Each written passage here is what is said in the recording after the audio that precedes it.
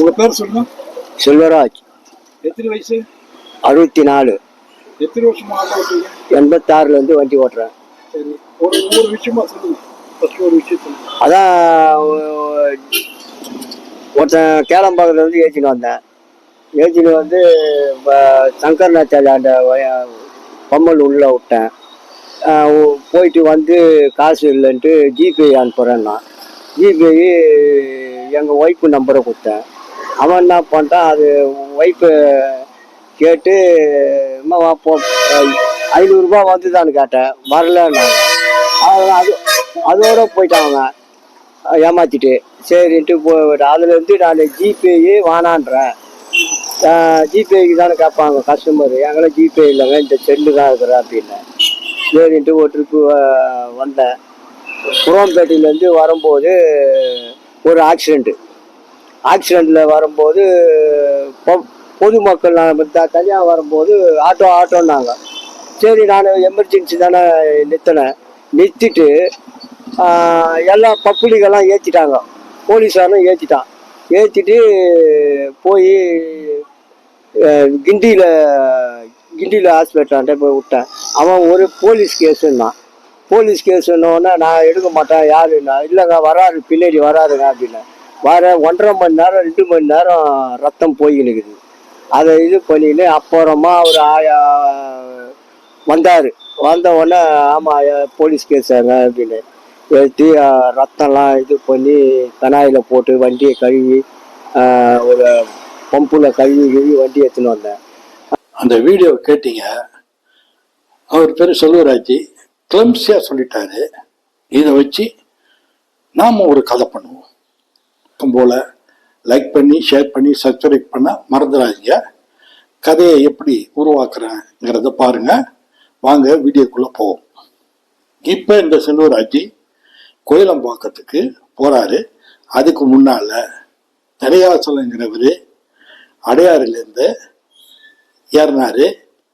கோயிலம்பாக்கம் போ அப்படின்னு அந்த வண்டியில் ஏறினார். செல்வராஜ் வண்டியில்.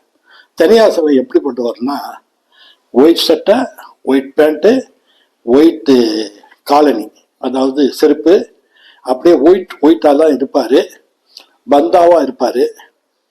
அவர் பார்க்கும்போதே ஒரு பெரிய மனுஷத்தன்மை தெரியும். சட்டப்பையில் ஒரு பிரபலமான ஒரு பொலிட்டிஷியன் தலைவருடைய ஃபோட்டோ இருக்கும். இதெல்லாம் பார்க்கும்போது இவர் ஒரு அரசியல்வாதி அப்படின்னு நினைப்பாங்க. ஆனால் உண்மையிலே இவர் ரியல் எஸ்டேட் புரோக்கர். அவருக்கு வயசு 45. இப்போ வண்டியில் ஏறினார்.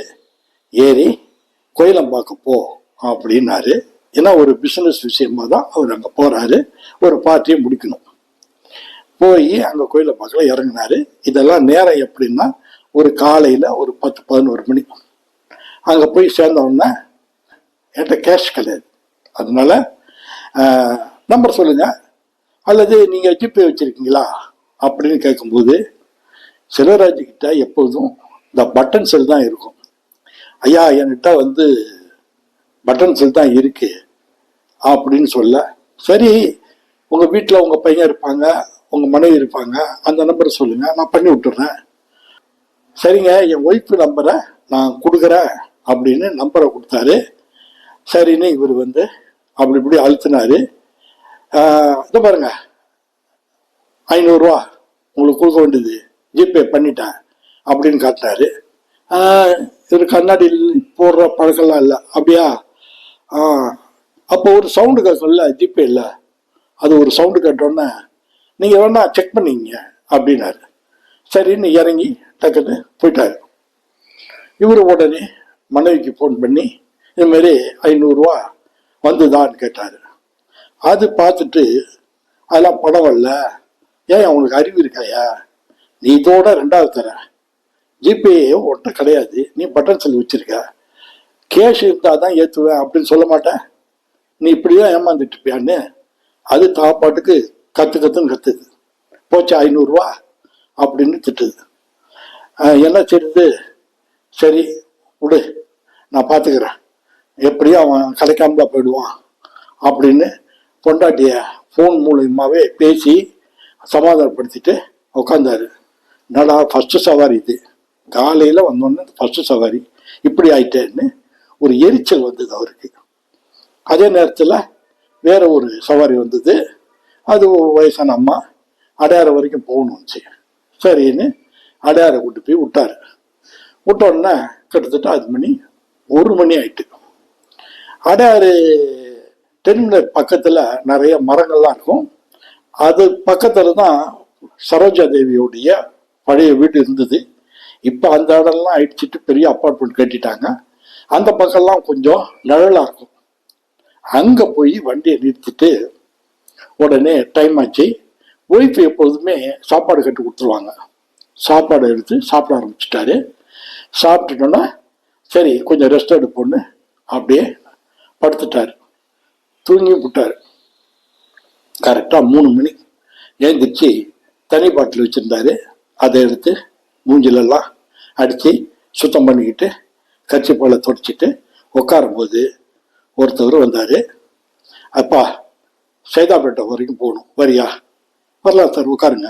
வண்டி போயிட்டு இருக்கும்போது கரெக்டாக அண்ணா யூனிவர்சிட்டி அந்த இடத்துல கொஞ்சம் டிராஃபிக் எப்போதுமே இருக்கும்.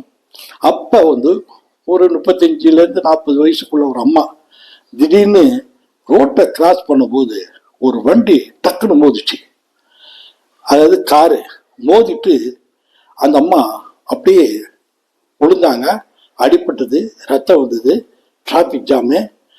உடனடியாக அந்த வண்டி அப்படியே சிக்னல் நிற்காம பறந்து போயிட்டான். இப்போ இவர் ஆட்டோ அதில் பின்னால் இருக்கிற சவாரி மெதுவாக வரும்போது அங்கே உள்ள சில பேர் நல்லவங்க இருக்காங்கல்ல, அந்த பொம்பளைய ராஜ்கிட்ட ஐயா கொஞ்சம் உதவி பண்ண முடியுமா அப்படின்னு கேட்கும்போது, செல்வராஜ் இயற்கையிலேயே மற்றவங்களுக்கு உதவி பண்ணக்கூடிய கேரக்டர். கிட்ட நீங்கள் சைதாப்பேட்டை போகணும், நீங்கள் இறங்கிங்க, நீங்கள் வேற வண்டியை பிடிச்சி போங்க அப்படின்னு சொல்லும்போது, பரவாயில்லப்பா உன்னுடைய இறக்க குணத்தை நான் பார்த்துட்டேன், இந்த பணம் சைதாப்பேட்டை போகிற வரைக்கும் பேசின அமௌண்ட்டை அவர்கிட்ட கொடுத்துட்டு இறங்கி போயிட்டார். டக்குன்னு 2 பேர் அந்த அம்மாவை இவருடைய வண்டியில் ஏற்றினாங்க. பிளட் போயிட்டே இருக்கு. உடனடியாக பக்கத்தில் இருந்தது கிண்டி கலைஞர் ஆஸ்பத்திரி, அதுதான் பக்கத்தில். டக்குன்னு அங்கே வண்டியை ஓட்டிட்டு போனார். 20 நிமிஷம் பக்கத்துலேயே தான், 20 நிமிஷத்துலேயே வந்துட்டாங்க. டிராஃபிக் எல்லாம் கடந்து சேர்ந்துட்டாங்க. உடனே டாக்டர் எமர்ஜென்சி வார்டில் இருக்கும்போது இது போலீஸ் கேஸு, அதனால அந்த ஆட்டோ டிரைவர் எங்கேயும் போகாமல் பார்த்துக்காங்கன்னு அவரையும் உட்கார வச்சுட்டாங்க. கூட வந்த 2 பேரையும் உட்கார வச்சுட்டாங்க. எப்போதும் இந்த ஆட்டோக்காரங்க இந்த மாதிரி ஹெல்ப் பண்ணும்போது போலீஸ் கேஸுங்கும் போது நிச்சயமாக விட மாட்டாங்க. இது இவருக்கு தெரியும். இருந்தாலும் அந்த மனிதாபனம், சரி நம்ம உதவி பண்ணுவோமேன்னு மாட்டிக்கிட்டாரு. 1.5 நேரமாக உட்கார வச்சுட்டாங்க. உள்ள ட்ரீட்மெண்ட் நடக்குது. பிளட்டெல்லாம் அந்த அம்மாவுக்கு போயிட்டு உடனடியாக பிளட்டெல்லாம் கேட்கும்போது பிளட்டு ஸ்டாக் இல்லை.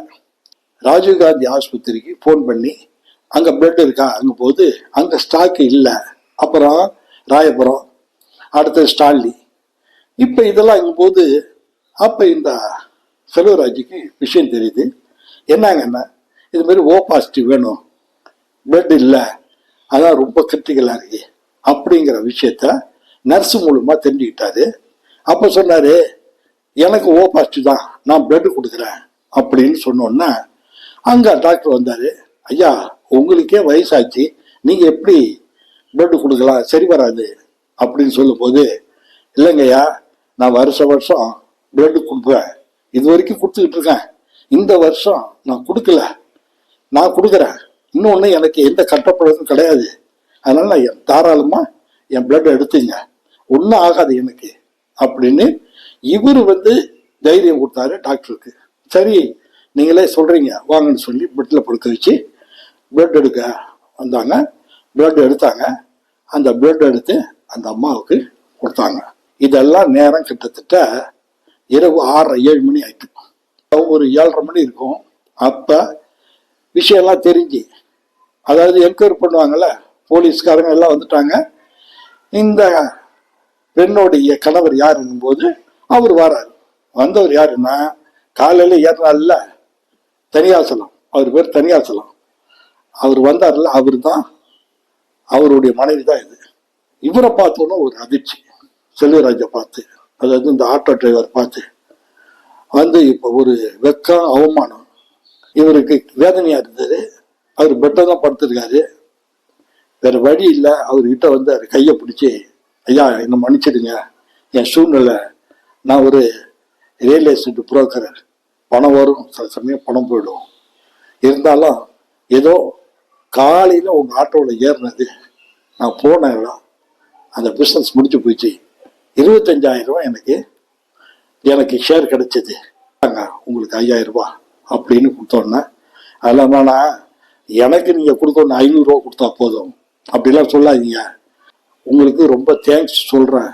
என்னன்னா, நீங்கள் அவசரப்பட்டு ஒரு தனியார் ஆஸ்பத்திரியில் சேர்க்காம அரசு ஆஸ்பத்திரியில் கொண்டு வந்து சேர்த்தீங்கல்ல, அதுக்கு தான். சப்போஸ் நீங்கள் சேர்த்துருந்தீங்க, என்னுடைய கமிஷன் பணம் பூரா அங்கே போயிருக்கும். நல்ல வேளை இங்கே கொண்டு சேர்த்ததுனால எனக்கு காசு மிச்சம். ஏன்னா எங்களுடைய வாழ்க்கையெல்லாம் இப்படி தான் போகுது, அதுக்காக தான் உங்களுக்கு 5,000 கொடுக்குறேன். அது மட்டும் இல்லை, என்னுடைய மனைவிக்கு நீங்கள் பிளட்டும் கொடுத்துருக்கீங்க, அந்த ஒரு நன்றி கடனுக்கு தயவு செய்து இந்த பணத்தை ஏற்றுங்க அப்படின்னு சொல்லி 5,000 கொடுத்தோன்னே அவர் வாங்கிட்டார். இதெல்லாம் முடிஞ்சு ஒரு 8 மணிக்கு வெளியே வந்து அவருடைய ஆட்டோ பூரா ஒரே பிளட்டு. அங்கே செக்யூரிட்டி இருந்தவங்க, அங்கே வாட்ச்மேன் இருந்தவங்கெல்லாம் ஹெல்ப் பண்ணாங்க. தண்ணி எடுத்து ஊற்றி எல்லாம் கழுவி எல்லாத்தையும் இது பண்ணி நேராக வீட்டுக்கு வந்தார். கொஞ்சம் வாயாடி திட்ட ஆரம்பிச்சிட்டாங்க. என்ன இன்னைக்கு ஒன்றுமே இல்லையா அப்படிங்கும்போது டக்குன்னு 5,000 பணத்தை கொடுத்தாரு. என்னையா இன்னைக்கு ஒரே நாளில் இவ்வளோ சம்பாரிச்சியா?